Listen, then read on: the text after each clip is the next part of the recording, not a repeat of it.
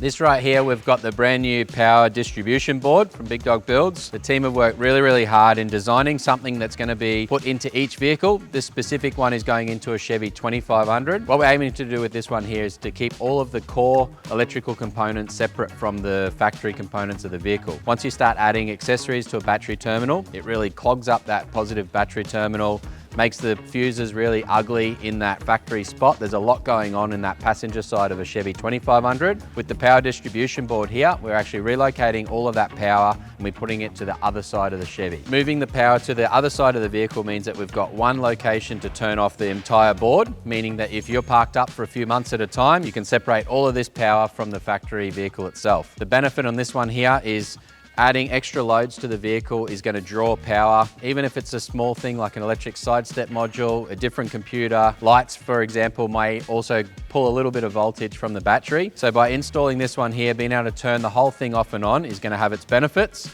But the main thing as well is keeping the engine bay nice and neat. Fault finding is another big thing with this panel here. We've got all of the fuses in an accessible position. We'll run over the particulars of this kit here in a second, but that's the base of it, is going to keep your vehicle nice and neat.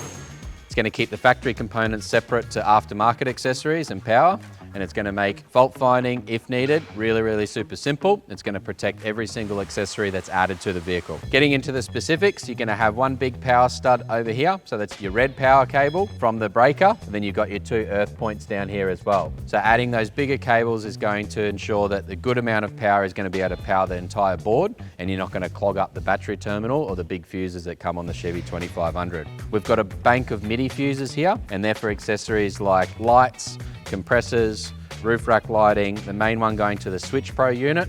They're going to be your 30 amp plus fuses that are going to run through your MIDIs.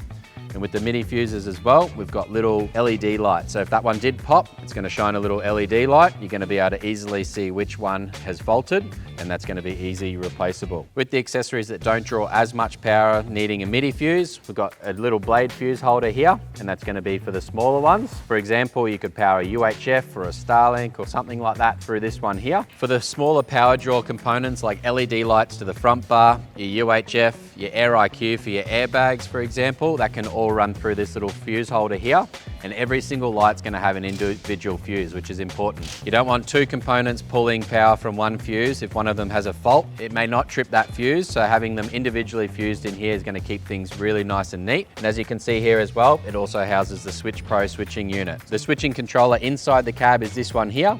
That's run from this unit.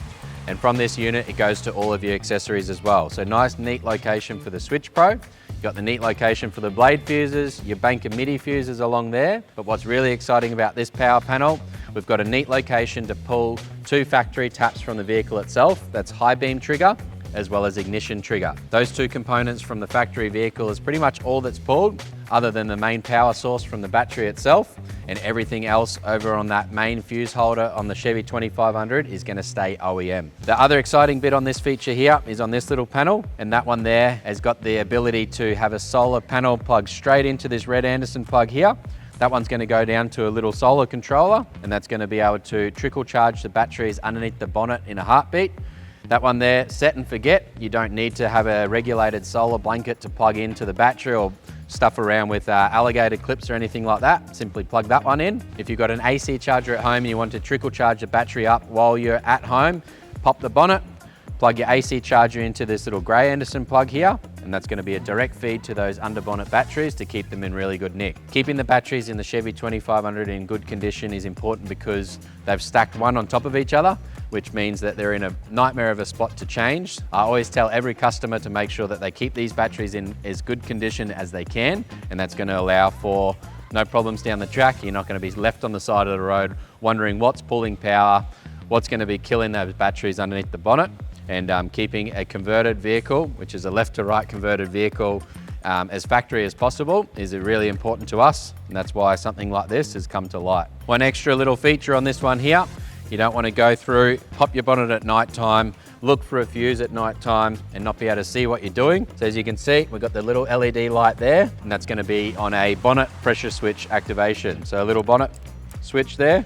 That's going to turn those lights off when the bonnet's down. Simply pop that open and the little LED lights are going to light up the whole board. It's going to look amazing. It's actually going to be really, really useful rather than stuffing around with an iPhone or a head torch or dropping something into the engine bay. So that's this power board in a nutshell. If you want to plug in solar controller straight to your vehicle, if you want to trickle charge your vehicle, if you want access to all of your fuses in one nice neat location, this is the board for you. This one here is the prototype bracket that's going to be going into the vehicle located behind me.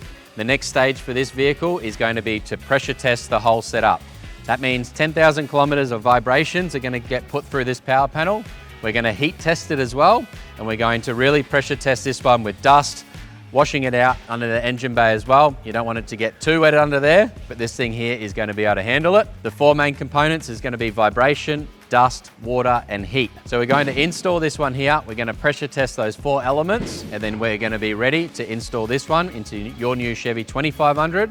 If you've got a Ram and a Ford on order as well, or the new Tundra, we're going to have a similar setup here for every single vehicle platform that rolls through the Big Dog Builds workshop out in a heartbeat.